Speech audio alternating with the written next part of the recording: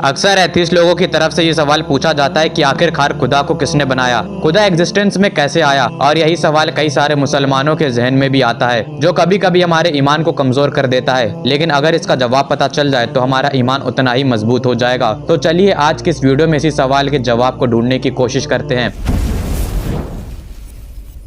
पहले तो आप ये कंसेप्ट क्लियर कर लें कि खुदा कहीं से नहीं आया है, खुदा पहले से ही मौजूद था। आइए अब इसे मैथमेटिकली साबित करते हैं। ये बात याद रखें कि जो यूनिवर्सल ट्रूथ एस्टेब्लिश हो चुके हैं, जो वजूद में आ चुके हैं, उन्हें बदला नहीं जा सकता। जैसे कि यूनिवर्सल ट्रूथ ये है कि 2 + 2 = 4 है, और अगर कोई इसे 5 या 3 बनाने की कोशिश करे तो ये मुमकिन नहीं है। और इसी तरीके से ये चीज भी एस्टेब्लिश हो चुकी है, ये कायनात हमेशा से मौजूद नहीं थी। पिछली कुछ सदियों में 17वीं और 18वीं शताब्दी में ये माना जाता था कि ये पूरी कायनात हमेशा से थी और ऐसे ही चल रही है। लेकिन वक्त के साथ साथ ये नजरिया भी मर गया। हम जिस जमाने में जी रहे हैं वो जमाना बिग बैंग थ्योरी का है। जब हबल ने अपने टेलीस्कोप के जरिए देखा तो उन्होंने बताया कि ये जो आसमान में जितने भी सितारे मौजूद हैं, जितने भी प्लैनेट्स, जो भी गैलेक्सीज हैं, वो एक दूसरे से दूर जा रही हैं। और उसके लिए उन्होंने स्पेक्ट्रम को ड्रॉ किया। इसके बाद वो इस नतीजे पर पहुंचे कि अगर ये एक दूसरे से दूर जा रही हैं और अगर वक्त में पीछे जाया जाए तो एक वक्त ऐसा आएगा कि ये सारी चीजें एक जगह से शुरू हुई थी। यानी कि आप इसे इस तरह से देख सकते हैं कि अगर आपने अपने हाथ में कुछ गेंदें पकड़ी हुई हैं और आप उन्हें फेंकते हैं तो ये गेंदें एक दूसरे से अलग जाएंगी। और एक यूनिवर्सल ट्रूथ है जहाँ से ये सारी गेंदें शुरू हुई थी। अगर हम वक्त में पीछे जाएं और ऐसी जगह पर पहुंच जाएं जहाँ से ये सारी चीजें शुरू हुई थी, तो साइंस हमें बताती है कि एक ऐसा पॉइंट था जिसमें इनफिनाइट डेंसिटी मौजूद थी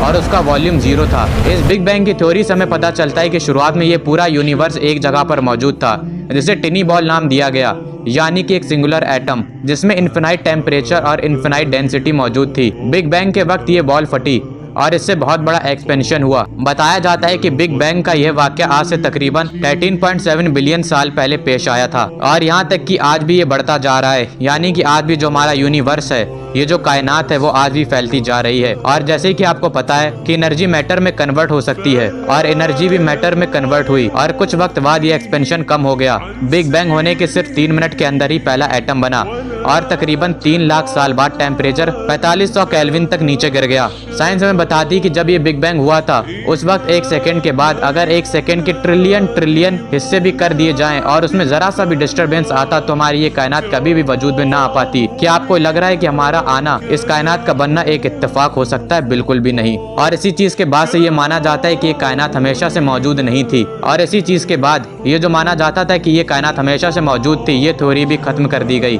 और बिग बैंग थ्योरी स्टैब्लिश हो गई। और इससे पता चला कि ये कायनात और ये इंसान जो पैदा हुए हैं, ये हमेशा से मौजूद नहीं थे। और साइंस ने हमें बताया कि ये क्रिएशन हुई है, ये कायनात हमेशा से वजूद में नहीं थी, ये वजूद में आई है। अब आइए इस चीज पर बात करते हैं कि इस कायनात का, इस पूरी क्रिएशन का कोई क्रिएटर है या नहीं है।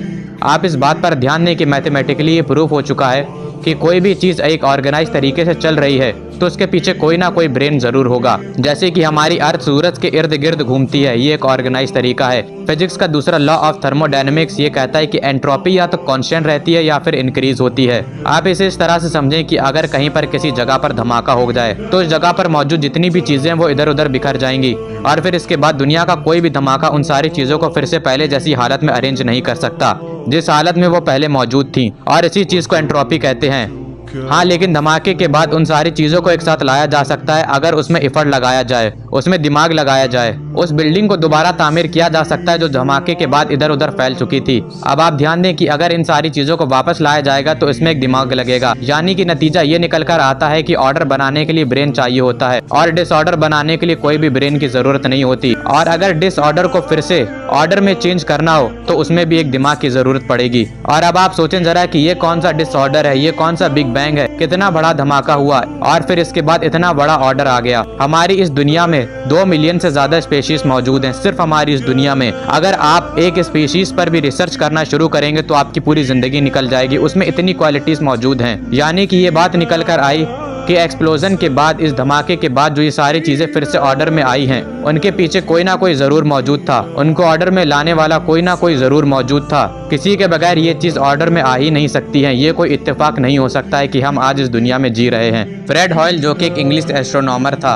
और एक फिलोसफर था, उन्होंने कहा कि इंसान का बन जाना खुद ब खुद वो इसी तरीके का फिनोमिना है कि जैसे कि कोई शख्स ये कहे कि तूफान आया, आप टोर्नेडो मान सकते हैं, और वह टोर्नेडो चला और उसने कूड़े कबाड़ का मटेरियल उठाया और उससे एक बोइंग 747 तैयार कर दिया। ये चीज़ दुनिया का कोई पागल और बेवकूफ़ इंसान भी मानने को तैयार नहीं होगा। और वो कहते हैं कि इससे कहीं ज़्यादा कॉम्प्लेक्स इंसान है, और कहा जाए कि इंसान बिना किसी के बने बन गया तो ये बेवकूफ़ी होगी। लेकिन अब यहाँ पर सवाल आता है कि हमारी बॉडी जो इतनी कॉम्प्लेक्स है, जो किसी के बनाए बगैर नहीं बन सकती, तो उसे बनाने वाला कितना कॉम्प्लेक्स होगा। रिचर्ड डॉकिंस कहते हैं कि इंसान जो इतना कॉम्प्लेक्स है, जो किसी के बनाए बगैर नहीं बन सकता, तो उसे बनाने वाला क्रिएटर का भी कोई क्रिएटर होना चाहिए। लेकिन अब इस बात का जवाब इस तरीके से दिया जाएगा कि अगर किसी क्रिएटर ने हमें बनाने वाले क्रिएटर को बनाया है तो वो हमारे क्रिएटर से भी ज़्यादा कॉम्प्लेक्स होगा, यानी कि फिर उसको भी बनाने वाला कोई ना कोई ज़रूर मौजूद होगा।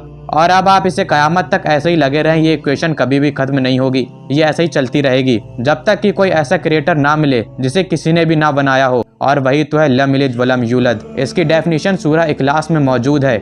ये डेफिनेशन आपको मैथ समझा सकती है, फिजिक्स समझा सकती है। असली मतलब ये निकलता है कि ना ही वो किसी और से निकला हुआ है और ना ही कोई उससे निकला हुआ है, वो हमेशा से मौजूद था। हदीस है 3276, जिसमें अल्लाह के रसूल फरमाते हैं कि जब तुम्हारे पास शैतान आता है तो वो तुमसे सवाल करता है कि इन पहाड़ों को किसने बनाया, तो तुम जवाब में कहते हो कि अल्लाह ने।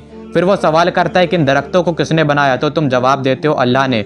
और आखिर में वो सवाल पूछता है कि फिर अल्लाह को किसने बनाया, तो इस पर तुम्हें कहना है कुल हुवल्लाहु अहद, अल्लाहुस समद, लम यलिद वलम यूलद वलम यकुल लहू कुफुवन अहद।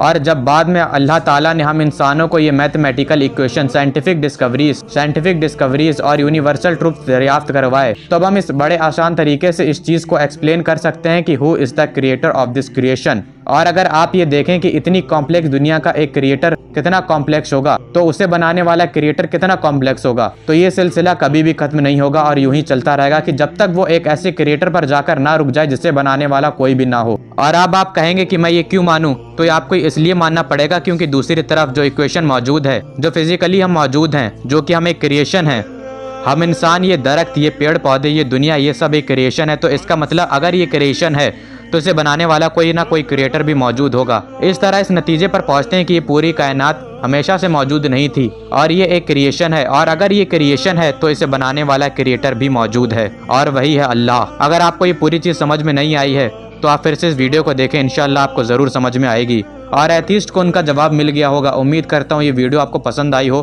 और इसी तरह की वीडियोस को देखने के लिए हमारे चैनल को सब्सक्राइब कर लें। जल्द मुलाकात होगी एक नई वीडियो में, तब तक के लिए अल्लाह हाफिज़।